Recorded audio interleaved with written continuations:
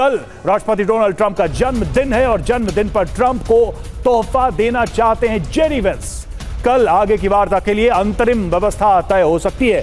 कल अंतिम परमाणु समझौता नहीं होगा, एक इंटरिम अरेंजमेंट किया जाएगा, यानी कि अभी और वक्त लग सकता है इस पूरे मामले पर एक बड़े निर्णय में। हालांकि कोई ना कोई तोहफा जरूर जेडी वेंस देना चाहते हैं, किसी न किसी तरीके की डील करके वो ट्रंप को देना चाहते हैं उनके बर्थडे पर। और देखिए, अमेरिका ईरान में समझौते के आसार कम ही दिखाई दे रहे हैं। क्यों ऐसा है? अभी तक डील का कोई अंतिम मसौदा तैयार नहीं है। एक पहली बात तो यह है, अमेरिका की परमाणु मांगों ने गतिरोध पैदा किया है। अमेरिका की लगातार धमकियों से तेहरान काफी उग्र है। पाकिस्तान मध्यस्थता का क्रेडिट लेने पर आमादा है। ऐसे में वो चाहेगा कि ये जो क्रेडिट है वो मुझे मिले, कहीं और किसी और देश को ना मिले। दो मुद्दों पर सबसे बड़ी तकरार है। पहला मुद्दा क्या है? ईरान का यूरेनियम एनरिच्ड कार्यक्रम। ये बहुत बड़ा मुद्दा है जिस पर सहमति नहीं बन पा रही है, ये रोड़ा है। दूसरा, हॉर्मुज स्ट्रेट पर ईरान का नियंत्रण, जो कि अमेरिका कह रहा है कि ये हम अलाउ नहीं कर सकते हैं आने वाले कल के लिए।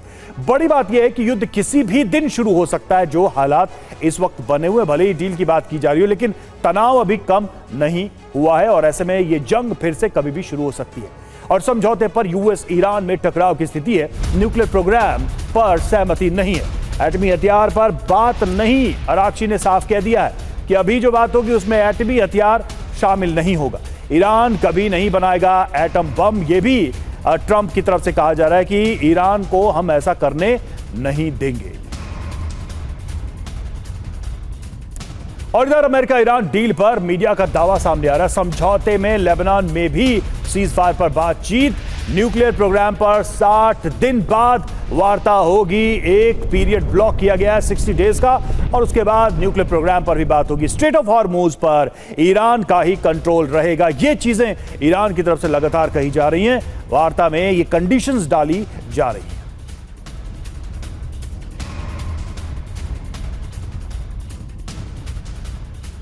और इधर ईरानी मीडिया के दावे पर भड़के हैं ट्रंप।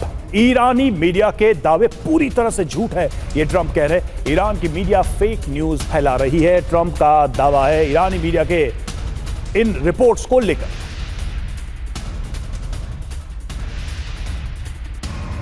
तो देखिए, यूरेनियम पर अब भी गतिरोध बना हुआ है और एनरिच्ड यूरेनियम पर ट्रंप का रुख क्या है ये आपको हम बता रहे हैं। देखिए, ईरानी यूरेनियम पर कब्जा चाहते हैं ट्रंप, ये बात तो हम सभी जानते हैं।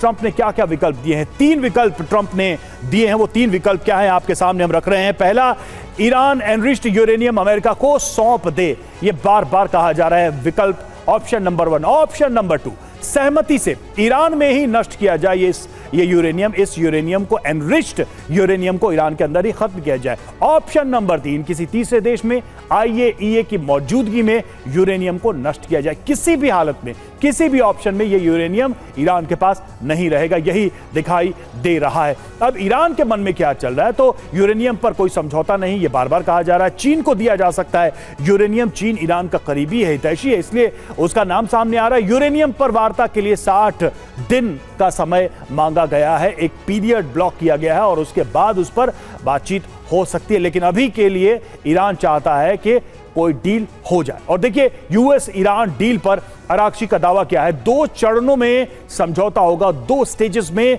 यह समझौता होगा, अराक्ची कह रहे हैं। अब डील पर सिर्फ साइन बाकी है, अराक्ची का बयान, और डील का मसौदा फाइनल हो चुका है, अराक्ची कह रहे हैं।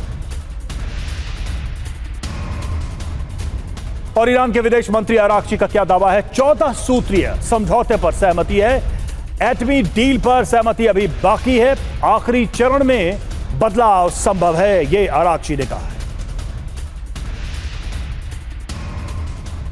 और डील पर अराक्ची की चेतावनी सामने आई है, डील की शर्तों से छेड़छाड़ मंजूर नहीं होगी, हिजबुल्लाह का साथ नहीं छोड़ेंगे। यह बात एक बार फिर से अराक्ची ने दोहराई है, ईरान ने दोहराया है। लेबनान में सीज फायर जरूरी है, अराक्ची का बयान।